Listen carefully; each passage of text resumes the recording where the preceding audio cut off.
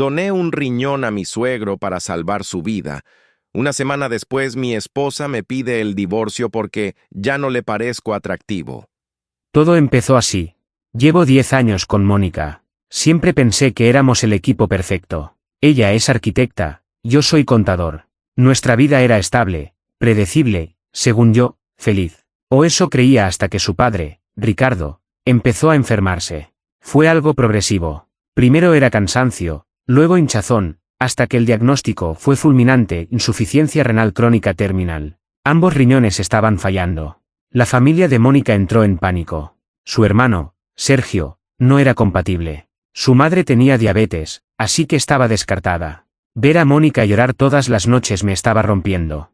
Yo quería hacer algo. Recuerdo que una noche, mientras ella dormía agotada de tanto llorar, me quedé mirando el techo y tomé la decisión. Sin decirle nada a nadie, fui a hacerme las pruebas de compatibilidad. El médico me llamó 3 días después. Me dijo que era un caso entre 1.000.000. Éramos compatibles. No lo dudé. Cuando se lo conté a Mónica en la cena, ella se echó a llorar y me abrazó como si yo fuera un santo. Me dijo que me amaría por siempre, que lo que estaba haciendo era el acto de amor más grande que había visto. Ricardo, mi suegro, me tomó de la mano en el hospital y me dijo que yo era el hijo que la vida le regaló. La cirugía fue hace 2 meses. La recuperación fue dura, más para mí que para él. Donar un órgano no es como dar sangre. Te sientes vacío, te duele el cuerpo, la cicatriz arde y los niveles de energía caen al suelo. Pero no me importaba. Ricardo estaba recuperando el color, estaba volviendo a ser el hombre fuerte de antes. Yo, en cambio, estaba pálido, un poco más delgado y me movía con lentitud. Mónica estuvo conmigo las primeras 2 semanas. Me cuidaba, me traía la sopa, me ayudaba a levantarme. Pero algo cambió en la 3.ª semana. Sus visitas a la habitación empezaron a ser más cortas. Empezó a decir que tenía mucho trabajo acumulado en el estudio. Me dejaba la comida en la mesita de noche y se iba. Hace una semana, por fin me dieron el alta total para hacer vida casi normal, aunque todavía me canso rápido. Ayer regresé a casa después de una revisión. Mónica estaba sentada en la sala, con una maleta pequeña al lado del sofá. No había televisión encendida, no había música. Solo silencio. Tenemos que hablar, me dijo. Su voz no tenía rastro de la tanura de hace un mes. Estaba fría. ¿Qué pasa? ¿Tu papá está bien?, pregunté, asustado por Ricardo. Mi papá está perfecto. Es sobre nosotros. Quiero el divorcio, Julián. Me quedé helado. Pensé que era una broma de mal gusto, pero su cara estaba rígida. Me senté en el borde de la silla porque las piernas me empezaron a temblar. ¿De qué hablas? Mónica, hace un mes me decías que era el amor de tu vida. Literalmente le di un órgano a tu padre para que no se muriera. ¿Qué está pasando? Ella suspiró, como si mi pregunta fuera una molestia. Se cruzó de brazos y me miró directamente a los ojos. Y te lo agradezco. De verdad, mi familia te debe la vida de mi padre. Pero seré honesta contigo, Julián. No puedo seguir fingiendo. Desde la operación, algo se rompió para mí. Te veo caminar por la casa encorvado, quejándote del dolor, con esa cicatriz horrible y me doy cuenta de que ya no me atraes. No siento nada cuando te miro. ¿Me estás diciendo que me dejas porque estoy convaleciente por salvar a tu padre? Sentí un nudo en la garganta que apenas me dejaba respirar. No es solo la convalecencia. Es todo. Te veo débil. Ya no eres el hombre del que me enamoré. Ahora te veo y solo pienso en enfermedad, en hospitales, en debilidad. Me das, no quiero decir la palabra, pero es como rechazo. No puedo tener intimidad con alguien a quien veo como un paciente. Ya no me pareces atractivo en absoluto. Me resultas patético. Me quedé mudo. Quise gritar, quise romper algo, pero el dolor en mi costado me recordó que todavía no estoy sano. Ella se levantó, tomó su maleta y se dirigió a la puerta. Mi abogado te contactará. Quédate con la casa, no me interesa. Solo quiero empezar de cero con alguien que me haga sentir viva, no con alguien que parece que se va a desarmar si lo toco. Se fue. Escuché el motor de su coche alejarse y me quedé ahí solo, con un riñón menos y el alma destrozada. Esta mañana llamé a Ricardo. Pensé que él, siendo el beneficiado de todo esto, entraría en razón con su hija. Le conté todo. Hubo un silencio largo del otro lado de la línea. Julián, hijo, bueno, ya no sé si decirte así, dijo Ricardo con una voz firme y renovada. Mónica ya me lo contó. Mira, ella es joven y tiene derecho a buscar su felicidad. Tú hiciste algo noble, sí, pero no puedes usar un riñón para encadenar a una mujer que ya no te ama. Sería muy egoísta de tu parte. ¿Egoísta? Ricardo, Te di mi riñón. Grité, perdiendo los papeles por primera vez. Y te lo pagamos con los gastos del hospital. No. No me vengas con chantajes emocionales ahora. Si ella ya no te ve como un hombre, no es culpa suya. Es la naturaleza. Uno quiere estar con gente fuerte, no con gente que se queda a medio gas. Te agradezco el gesto, pero no es que me ponga de tu parte contra mi propia hija. Colgó. No podía creerlo. No solo perdí a mi esposa, sino que la persona que tiene mi órgano dentro de su cuerpo me acaba de llamar egoísta por querer que mi matrimonio no se desintegre. Me pasé el resto del día revisando nuestras fotos. Hace apenas 3 meses estábamos planeando un viaje a Italia para nuestro aniversario. Ahora, ella ni siquiera me responde los mensajes. Intenté llamar a Sergio, su hermano, pensando que él sería más racional. Julián, la verdad es que todos lo veíamos venir, me dijo Sergio. Mónica siempre ha sido de gustos refinados. Le gusta el éxito, la energía. Verte así de apagado después de la cirugía le afectó mucho. Dice que incluso el olor de la medicina que tomas le da náuseas. No la presiones. Si ya no le gustas, ya no le gustas. No puedes forzar la atracción física. Sergio, estoy así por salvar a tu papá. ¿Nadie entiende eso? Sí, muy valiente. Pero la gratitud y el deseo sexual no van de la mano. Búscate a alguien que le gusten los mártires, porque a mi hermana no. Esa palabra me golpeó, mártir. Me están tratando como si yo hubiera buscado esto para manipularlos, cuando solo quise salvar una vida. Esta tarde, decidí entrar a su cuenta de iCloud. Sé que está mal, pero necesitaba entender. Lo que encontré me dejó sin aliento. Hay mensajes con un tipo llamado Adrián. Empezaron hace 6 semanas. Justo cuando yo estaba en la cama de la clínica, orinando en una bolsa y con fiebre. Él es instructor de gimnasio. Las fotos que se mandan son asquerosas. Ella le dice que está harta de estar en un hospital improvisado, en su propia casa. Le dice que yo huelo a enfermedad y que le da asco que me falte una parte del cuerpo. Dice que se siente atrapada con un lisiado. Me quedé mirando la pantalla del iPad durante horas. Los mensajes no se detenían. Mónica le enviaba fotos de nuestras cenas, esas que yo me esforzaba por preparar a pesar de que me temblaban las manos por la debilidad. Ella le decía a Adrián, aquí estoy, aguantando la cara de lástima de este hombre mientras tú me esperas en el vestuario. Adrián le contestaba con odios que pude escuchar. Su voz era profunda, arrogante. Se burlaba de mí. Le preguntaba si yo todavía tenía fuerzas para ser un hombre, o si me había convertido en un mueble más de la casa. Y ella se reía. Mónica, la mujer por la que yo habría dado la vida entera, se reía de mi incapacidad física provocada por salvar a su padre. Cerré el iPad porque sentí que iba a vomitar. El dolor en la incisión se volvió agudo, una punzada eléctrica que me recordaba mi realidad. No solo me habían quitado un órgano, me habían quitado la dignidad. 2 días después, recibí una notificación del banco. Mónica había vaciado la cuenta de ahorros compartida. Eran casi $50.000. El dinero que habíamos guardado para la hipoteca y para un futuro hijo. La llamé frenético, pero me envió al buzón. Le escribí un mensaje, Mónica, el dinero de la cuenta es de los dos, devuélvelo. Me respondió a los 10 minutos, es mi pago por todos los años que perdí a tu lado siendo una esposa perfecta. Además, mi papá dice que con lo que has hecho, es lo mínimo que merezco para empezar de nuevo. No me molestes más. Fui a casa de mis suegros. Necesitaba ver a Ricardo a la cara. Necesitaba que viera la cicatriz que todavía tenía los puntos frescos mientras él se veía radiante. Cuando llegué, el coche de Mónica estaba en la entrada, junto a un deportivo que no conocía. El coche de Adrián. Toqué el timbre con fuerza. Me abrió la madre de Mónica, Elena. Me miró con una mezcla de lástima y desprecio. Julián, no deberías estar aquí. Estás alterando a la familia. Quiero hablar con Ricardo. Y con Mónica. Entré sin esperar permiso. En el patio trasero, estaban celebrando una barbacoa. Ricardo estaba de pie, con una cerveza en la mano, riendo a carcajadas. Se veía más joven que yo. Mónica estaba sentada en sus piernas, no, estaba sentada al lado de un tipo alto, musculoso, que le pasaba el brazo por los hombros. Era Adrián. Al verme, el silencio cayó como una losa. Ricardo dejó la cerveza en la mesa y se acercó. ¿Qué haces aquí, Julián? Te dije que no vinieras a causar problemas. Vine a ver cómo disfrutas de mi riñón mientras tu hija se burla de mí con su amante en mi propia cara, dije, sintiendo como la sangre me subía a la cabeza. Adrián se levantó. Era una cabeza más alto que yo y pesaba 20 kilos más de puro músculo. Me miró de arriba abajo con una sonrisa de suficiencia. Así que tú eres el donante, dijo con tono burlón. Gracias por el repuesto para el suegro, campeón. Pero ya escuchaste a Mónica. Ya no sirves. Deberías irte a descansar, te ves bastante pálido. Mónica ni siquiera se levantó. Se limitó a beber de su copa de vino. Julián, vete. Estás haciendo el ridículo. Viniste a dar lástima y solo consigues darme más asco. Mira cómo tiemblas. ¿De verdad crees que alguien querría estar con un despojo como tú? Te di mi riñón, Mónica. Se lo di a tu padre por ti. Nadie te lo pidió, te intervino Ricardo con frialdad. Tú te ofreciste. Fue tu decisión.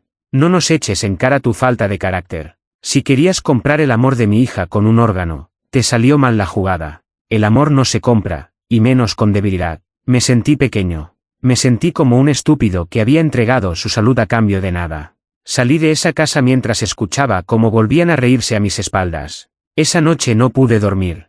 Mi cuerpo ardía. Me miré al espejo del baño y me vi la cicatriz. Una línea larga, fea, roja. Me sentí mutilado por personas que no valían un gramo de mi sangre. Pero entonces, algo dentro de mí cambió. La tristeza se convirtió en un frío absoluto. Recordé que, aunque yo fuera el donante, la medicación de Ricardo era específica y compleja. Yo había estado gestionando sus citas, sus seguros y sus trámites de salud durante todo el proceso. Ricardo era un hombre de negocios, pero siempre fue un inútil para la administración personal. A la mañana siguiente, llamé a mi abogado. No para el divorcio, sino para algo más específico. Quiero saber qué pasa si se demuestra fraude en la transferencia de los fondos de la cuenta compartida, le dije. Si ella sacó el dinero sin tu consentimiento y lo usó para fines personales ajenos al matrimonio, podemos denunciarla por apropiación indebida. Pero Julián, eso va a ser una guerra larga. No me importa cuánto tarde. Quiero cada centavo. Y quiero que investigues la empresa de Ricardo. Yo había sido el contador de la pequeña constructora de mi suegro durante años. Sabía dónde estaban enterrados los cadáveres financieros. Sabía que Ricardo había estado desviando fondos para evitar impuestos y que Mónica, como arquitecta asociada, había firmado planos que no cumplían con las normativas para ahorrar gastos. Nunca dije nada porque eran mi familia. Pero ya no lo eran. Eran extraños que tenían una parte de mí dentro de ellos. Empecé a recopilar documentos. Cada factura inflada, cada soborno a los inspectores, cada cuenta oculta. Mi dolor físico empezó a pasar a un segundo plano. La adrenalina de la venganza me mantenía despierto. 3 semanas después, Mónica me envió un mensaje exigiendo que firmara los papeles del divorcio rápido porque quería casarse con Adrián. Él me va a llevar a Grecia de luna de miel con el dinero que tú tanto cuidas, escribió. Le respondí con una foto de la denuncia que acababa de presentar ante la fiscalía por fraude fiscal y malversación de fondos contra ella y su padre. A los 5 minutos, mi teléfono empezó a explotar. Llamadas de Mónica, de Ricardo, de Elena. No contesté a ninguna. Al día siguiente, Ricardo apareció en mi puerta. Ya no tenía la prepotencia de la barbacoa. Estaba sudando y se sujetaba el costado. El estrés le estaba pasando factura a su nuevo riñón. Julián, por favor, retira esa denuncia. Si la policía entra a la empresa, estamos acabados. Mónica perderá su licencia y yo iré a la cárcel. No puedes hacernos esto después de lo que fuimos. ¿Después de lo que fuimos? Le pregunté, apoyado en el marco de la puerta. Tú mismo dijiste que no se puede usar un riñón para encadenar a nadie. Pues yo no estoy usando mi riñón. Estoy usando mi cerebro y mis conocimientos de contador. No tiene nada que ver con el trasplante, Ricardo. Es solo justicia. Soy el abuelo de los hijos que podrías haber tenido. Gritó desesperado. No, eres un hombre que vive gracias a mí que me llamó despojo. Vete de mi casa. Mónica llegó poco después. Intentó usar su táctica de siempre. Empezó a llorar, a decir que estaba confundida, que Adrián la había manipulado, que en el fondo me amaba pero que el miedo a mi enfermedad la volvió loca. Es tarde, Mónica. Ya vi los mensajes. Vi cómo te burlabas de mi olor, de mi cicatriz, de mi falta de fuerza. ¿Sabes qué es lo más gracioso? Que ahora mismo soy el hombre más fuerte de esta relación, porque no necesito nada de ti. En cambio, tú necesitas que yo retire la denuncia para no terminar en una celda. Julián, por favor, te devolveré el dinero. Todo, hasta el último centavo. El dinero ya no es suficiente. Quiero la casa de la playa que está a nombre de la empresa. Quiero que tu padre firme una confesión de su mala praxis y quiero que tú admitas ante toda tu familia y amigos que me fuiste infiel mientras yo estaba en el quirófano salvando a tu viejo. Ella me miró con odio puro. Un odio que me confirmó que nunca me había amado. Eres un monstruo, me escupió. Soy lo que ustedes crearon. La situación se volvió caótica en los días siguientes. Adrián, Al ver que el dinero de Mónica estaba congelado por la investigación judicial, desapareció. Resulta que el instructor de gimnasio solo estaba interesado en la arquitecta rica que le pagaba los caprichos. Mónica se quedó sola, con un proceso penal abierto y una reputación destruida. Ricardo empezó a tener problemas de rechazo. No era un rechazo físico total, pero su cuerpo estaba respondiendo mal al estrés. Los médicos le dijeron que necesitaba tranquilidad absoluta. Irónico, considerando que yo era el único que sabía cómo manejar su complejo calendario de inmunosupresores y él me había echado de su vida. Un mes después, recibí una llamada del hospital.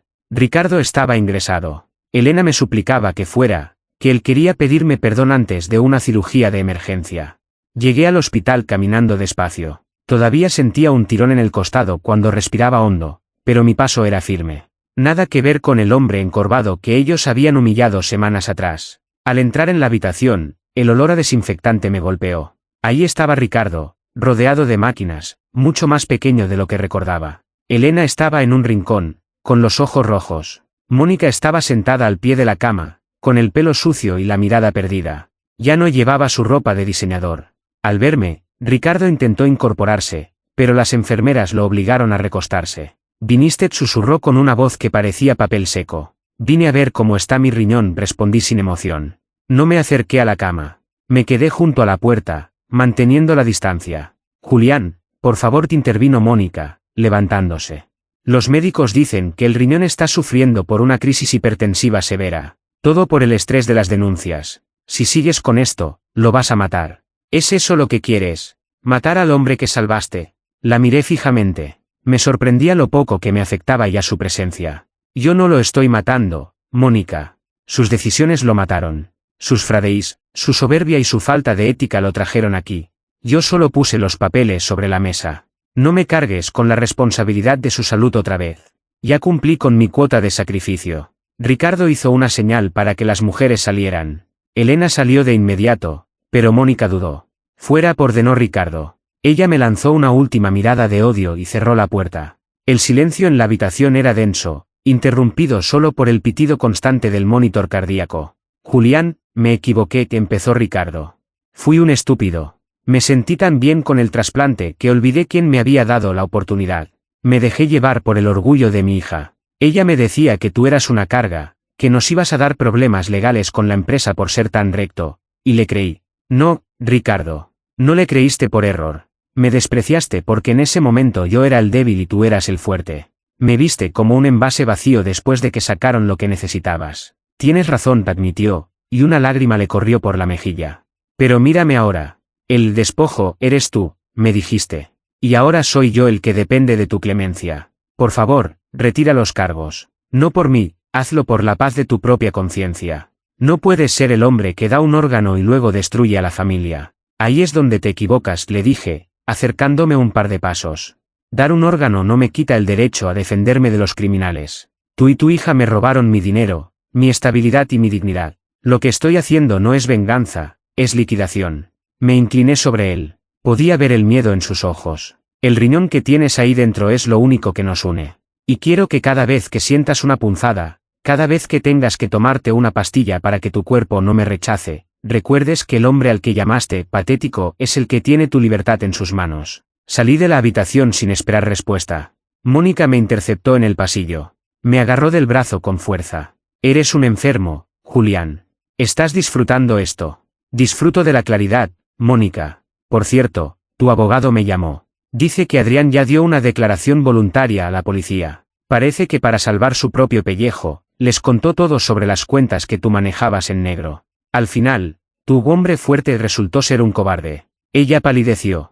Se soltó de mi brazo y retrocedió hasta chocar con la pared. «Te vas a quedar sola», le dije.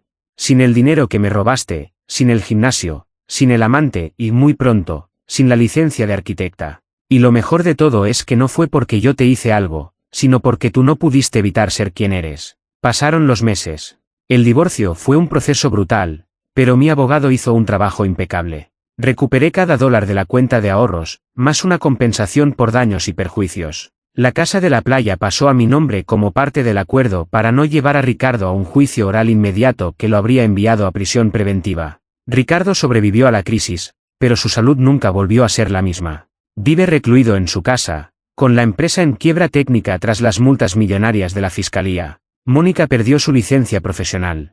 La última vez que supe de ella, estaba trabajando como administrativa en una tienda de muebles, viviendo en un apartamento minúsculo en las afueras. Ayer fui al gimnasio. Por primera vez en meses, pude levantar pesas sin sentir que mi cuerpo se partía en dos. Mi cicatriz sigue ahí, pero ya no la veo como una marca de debilidad o de mutilación.